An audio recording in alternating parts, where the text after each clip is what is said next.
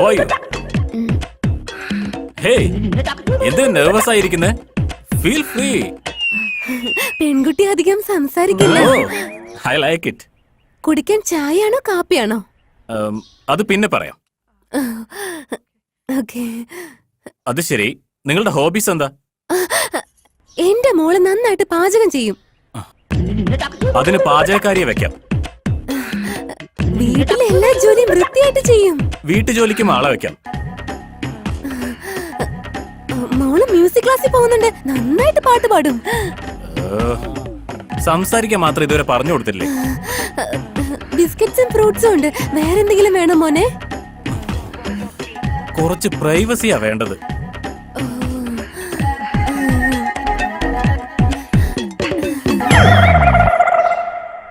Okay Kundavi, I will come to the point. എനിക്ക് $10,000 monthly salary വരുന്നുണ്ട്. നിനക്ക് ഉറപ്പായിട്ടും നല്ല ജോലി കിട്ടും.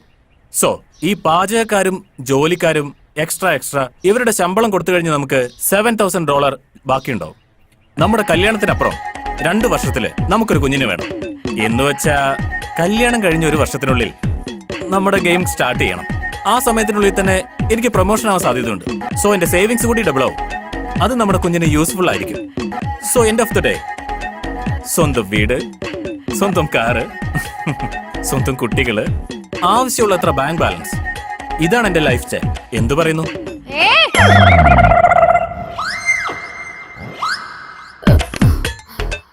പെണ്ണുങ്ങളെന്താ വണ്ടി ഓടിക്കാൻ പാടില്ലേ? വാട്ട്? പെണ്ണുങ്ങളായ വണ്ടി ഓടിക്കാൻ പാടില്ലെന്ന്. എന്തുകൊണ്ട് പറ്റില്ല? ഓടിക്കാലോ. പിന്നെ അവനെന്താ 90% ആക്സിഡന്റ് നടക്കുന്നത് പെണ്ണുങ്ങള് വണ്ടി ഓടിക്കുന്നുണ്ടെന്ന് പറഞ്ഞ്? അതാര്? എന്റെ ഭർത്താവ്. ഭർത്താവോ? അതല്ല ചേട്ടാ. ചേട്ടനോ? അല്ല ചേട്ടാ. പെണ്ണുങ്ങളായാൽ എന്താ വണ്ടി ഓടിക്കാൻ പാടില്ലേ? ആണുങ്ങള് റാഷ് ഡ്രൈവിംഗ് ചെയ്യുന്നതുകൊണ്ട് 100% ആക്സിഡന്റ് ഉണ്ടാവുന്നേ. എന്താ ആൺകുട്ടികൾക്ക് ചെയ്യാം, പെൺകുട്ടികൾക്ക് ചെയ്യാൻ പാടില്ലേ? പെൺകുട്ടികൾ അറിഞ്ഞൊന്ന് വണ്ടി ഓടിക്കാൻ തുടങ്ങിക്കഴിഞ്ഞാലേ നിങ്ങളുടെയൊക്കെ ബമ്പർ തെറിച്ചു പോകും.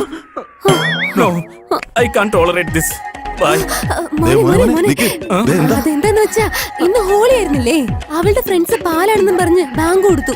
പാവം ചെറിയ കുട്ടിയല്ലേ, അതറിയാതെ കുടിച്ചു പോയി. നിങ്ങള് രണ്ടുപേരും ഒന്നിച്ചിരുന്ന എല്ലാം ശരിയാവും എനിക്ക് തോന്നുന്നു. സോറി അങ്കിൾ, കല്യാണ പെണ്ണിൽ ഇൻവെസ്റ്റ് ചെയ്താൽ അതെനിക്ക് പ്രോഫിറ്റ് ആണ്. സഹോദരി മേൽ ഇൻവെസ്റ്റ് ചെയ്താൽ അതെനിക്ക് നഷ്ടമാ. ഞാൻ ലാഭം ഉണ്ടാക്കാനാ ശ്രമിക്കുന്നത്, അല്ലാതെ നഷ്ടം ഉണ്ടാക്കാനല്ല. ബൈ.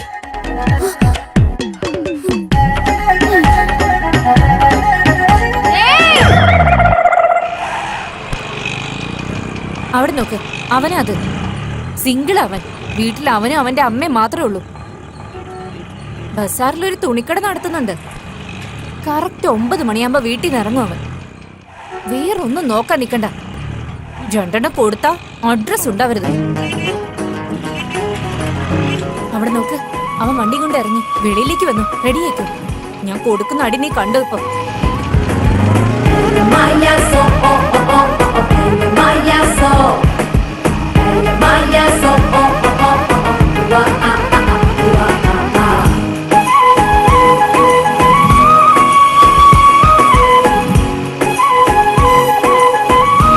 ഞാൻ അടുത്തൂടെ പോവാൻ പോവാ. നല്ലൊരു അടി കൊടുത്തിട്ട് വരാം.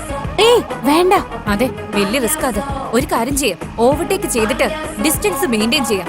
Face to face eye contact ചെയ്തിട്ട് നല്ലൊരു അടി കൊടുക്കണം. അപമാനം താങ്ങാൻ അവന്റെ ചത്തുപോട്ടെ.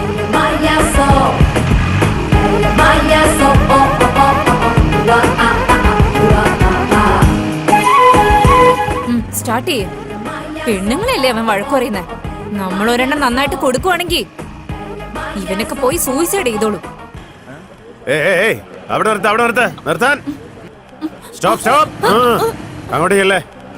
കുറച്ച് അർജന്റ്. Please sir. നമുക്ക് ഇവിടെ സംസാരിക്കാലോ. എന്താ സാറേ ഇത്? പറഞ്ഞ മനസ്സിലാവില്ല സാർ. എന്നോട് പറയണ്ട, സാറിനോട് പോയി പറയേ. ശരി, ആ സാറിനോട് പോയി പറയുന്നേ. ആ സാറിനോട് പറയേ. ഇതാ സാറാ പെണ്ണിന്റെ നമ്പർ. പറഞ്ഞത് മനസ്സിലായല്ലോ. ബൈ. DSPയുടെ നമ്പർ കൊടുത്തേക്കുന്നത് ചന്ദ്രശേഖര്. എന്തൊരു റിയാക്ഷൻ അടിയത്. എനിക്ക് എന്തൊക്കെയോ ഡൗട്ടൊക്കെ ഉണ്ട്. അതെടി, എനിക്കും അങ്ങനെ ചില ഡൗട്ടുകളൊക്കെ വരുന്നുണ്ടടി. ഡാഡി, ഉം, നിങ്ങളുടെ ലവ് മാരേജ് അല്ലേ? ഉം. ആ, അച്ഛൻ അമ്മയാണോ ഫോളോ ചെയ്തത് അതോ അമ്മയാണോ അച്ഛനെ ഫോളോ ചെയ്തത്? എന്തിനാ മോളെ ഇതൊക്കെ ചോദിക്കുന്നത്? ആഹ്, പറ അച്ഛാ പ്ലീസ്. ഞാൻ തന്നെയാ ഫോളോ ചെയ്തേ. അമ്മാവന്റെ ലവ് മാരേജ് അല്ലേ? ഉം, മനസ്സിലായി. അവിടെ ആദ്യം മാമൻ തന്നെയാ ഫോളോ ചെയ്തത്. ആദ്യം ആ പെണ്ണിന് സമ്മതമായിരുന്നില്ല, പിന്നെയാണ് അവള് സമ്മതിച്ചത്. നിന്റെ മാമൻ തന്നെയാ പറഞ്ഞത്. ഇവരുടെ എല്ലാവരുടെ ലവ് സ്റ്റോറിയിലും ആണുങ്ങളാ ഫോളോ ചെയ്തിരിക്കുന്നത്. പിന്നെ ഇവനെന്താ എന്നെ ഫോളോ ചെയ്യാത്ത?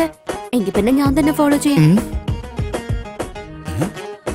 എനിക്ക് ഉറപ്പായിരുന്നു ഇവിടെ വന്ന ചെക്കനെ നീ ചേട്ടാന്ന് വിളിച്ചപ്പോ തന്നെ എനിക്ക് സംശയം ഉണ്ടായിരുന്നു ഇവള് വേറെ എന്തോ പണി ഒപ്പിക്കുന്നുണ്ടെന്ന്. വേണ്ട വേണ്ടെന്ന് പറഞ്ഞ കേക്കില്ലല്ലോ. പെൺകുട്ടിയായിട്ട് വളർത്താണ്ട് ആൺകുട്ടിയെ പോലെ വളർത്തിയപ്പോഴേ ഇതല്ല ഇതിനപ്പുറം നടക്കും. ഒരു നാണമില്ലാത്തോടെ. നീ വായടച്ചേ. എന്തിനാ ഞാൻ വായടക്കുന്നേ? അവളോട് ആദ്യം പറയും. അവള് പറയുന്നതിനൊക്കെ നമ്മൾ ചിരിച്ചോണ്ടിരുന്ന പിന്നെ അങ്ങോട്ട് നമ്മളെ നോക്കി എല്ലാവരും നീ ഒന്ന് ചിരിച്ചോണ്ടിരിക്കും. നിർത്ത്. ആരാ മോളെ ആ പയ്യൻ? അറിയില്ല പേരെന്താ? അറിയില്ല, പക്ഷെ ഈ നാട്ടിലുള്ളതാ. ഉം, എന്താ അവൻ ചെയ്യുന്നേ?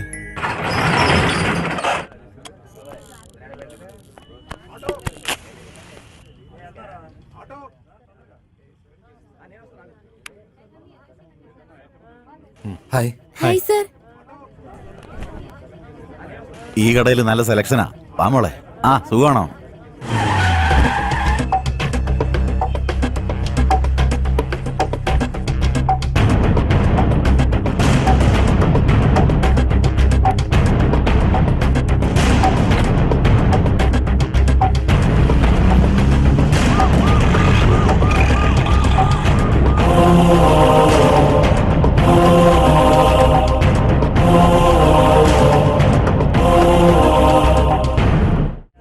എക്സൽ സൈസിൽ ഒരു ഷർട്ട് ഇട്. ശരി ഏട്ടാ. ദേ ഇത് നോക്കി. ഇത് പാക്ക് ചെയ്തോ.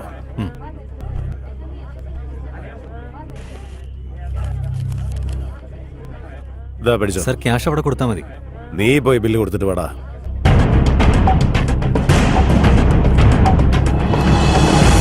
ദേ ഇങ്ങോട്ട് നോക്കിയേ. ആ? അയ്യോ, സാറാണോ? ആ, നമസ്കാരം സാർ. സുഖമാണോ ആ, സാറേ? ചേട്ടാ സുഖമായിരിക്കുന്നു. ആ, സാറിന്റെ അനുഗ്രഹം കൊണ്ട് നന്നായിട്ട് പോകുന്നു. ആ. ആ, ഇതെന്റെ വൈഫ്, പിന്നെ ഇതെന്റെ മോളെ. നമസ്കാരം. ഉത്സവമല്ലേ വരുന്നത്. പിന്നെ നമ്മുടെ മരുമോനും വരുന്നുണ്ട്. അതുകൊണ്ട് ഓ. ചെറിയൊരു പർച്ചേസ് ചെയ്യാൻ വേണ്ടി വന്നതാ. ആ, പിന്നെ ഭാര്യയെ കാണാൻ ഭർത്താവ് വന്നല്ലേ പറ്റൂ. ആ, ഈ ജനറേഷന്റെ ടേസ്റ്റ് ഒന്ന് വേറെ തന്നെയാ അല്ലേ? അതെ അതെ അതെ. ആ, അത് പോട്ടെ. നിങ്ങളുടെ ഇളയ മോൾക്ക് കല്യാണം വല്ലതും ശരിയായോ? നമ്മുടെ കമ്മീഷണറുടെ രണ്ടാമത്തെ മോനുണ്ട്. പെട്രോൾ പമ്പ് നടത്തി ഇപ്പൊ നന്നായിട്ട് സമ്പാദിച്ചോണ്ടിരിക്കുക. 4 ഭാഗത്തും പണം വന്നു കൂടുക. നിങ്ങളുടെ അന്തസ്സിന് ചേർന്ന ബന്ധുവാ. നമുക്കിത് സംസാരിച്ചു നോക്കിയാലോ? സാർ എന്തു പറയുന്നു? എന്റെ ഇളയ മോള് മരിച്ചുപോയി.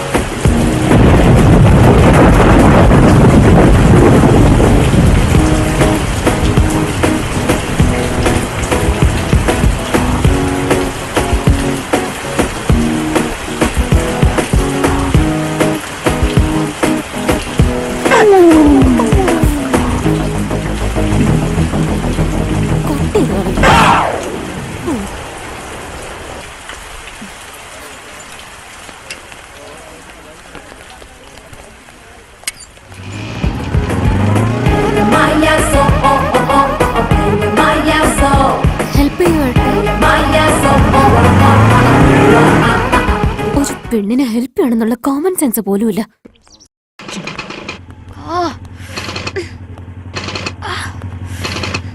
ഏയ് എന്താ പറ്റിയത്? സ്റ്റാർട്ട് ആവുന്നില്ല. ശരി എവിടെ ഇരിക്കേ ഇരിക്കേ.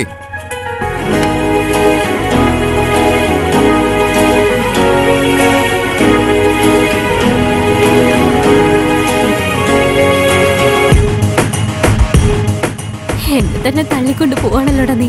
എന്താ പറഞ്ഞേ? വണ്ടി